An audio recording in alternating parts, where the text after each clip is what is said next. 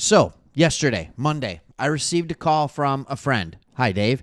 And he said, hey, Craig, how are you going to put a positive spin on this game with the 3 players that were lost for the season? All right, even though Carlton Davis could come back in the playoffs, he goes, how are you going to put a positive spin on this? And in fairness, I talked about the struggles yesterday.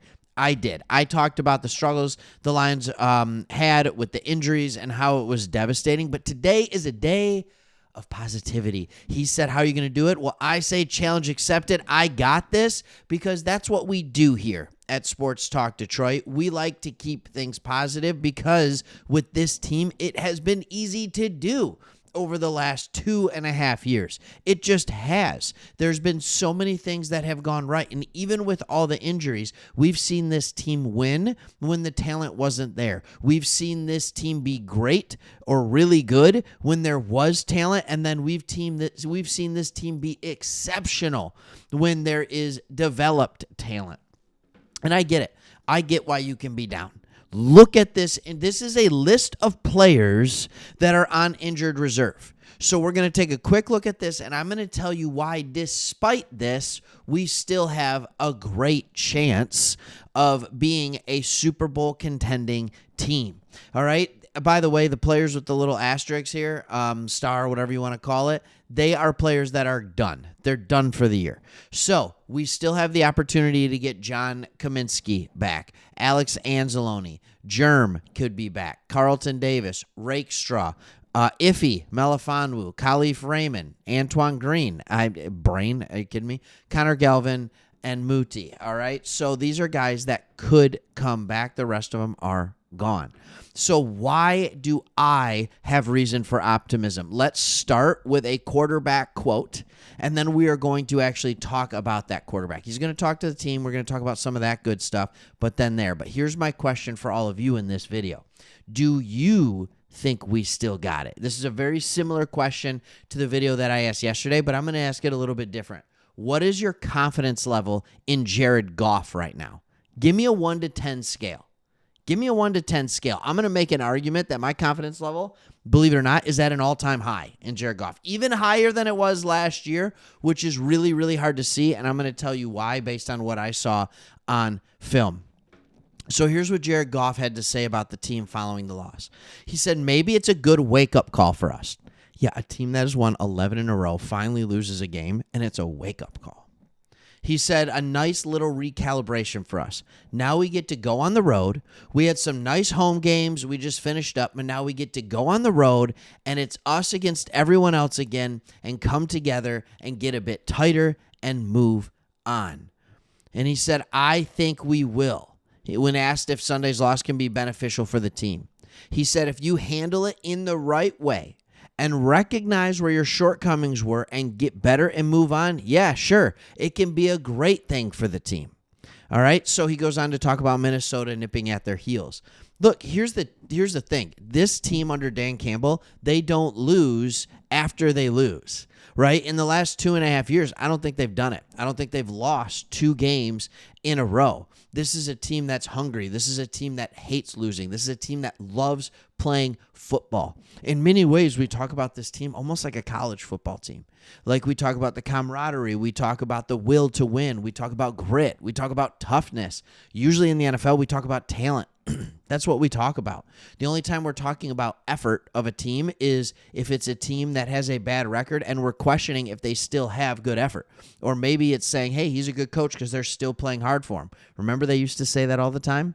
They used to say that all the time when we had Patricia's. I think this team's still playing hard. Yeah, right. All right, then we got Campbell as our coach, and we recognized what a team that played hard looks like. Then we recognized it. But when you look at this, we get to go on the road to Chicago in the cold. That's going to be hard. That's not going to be easy.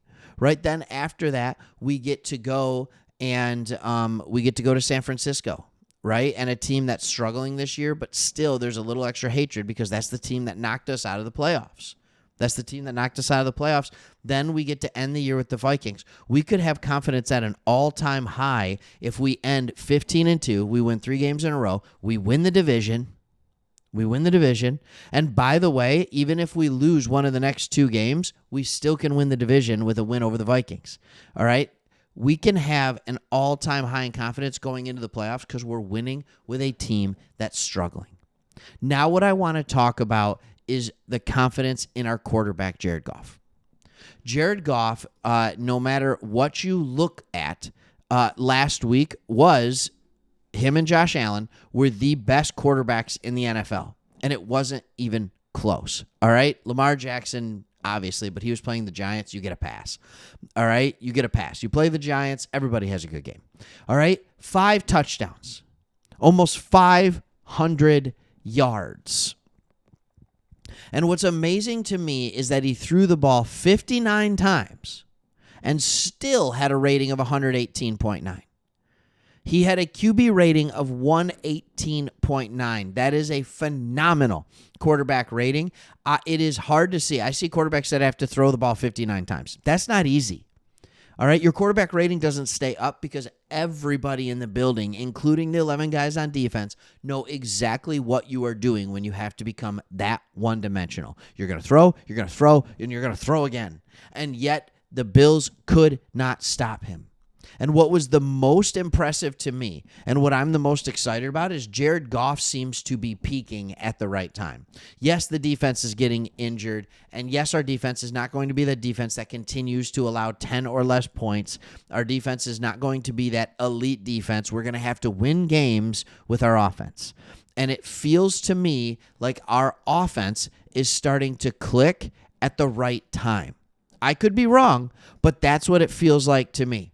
When you look at our recent games, right, with Green Bay scoring 34, our offense won that game. Our offense won that game.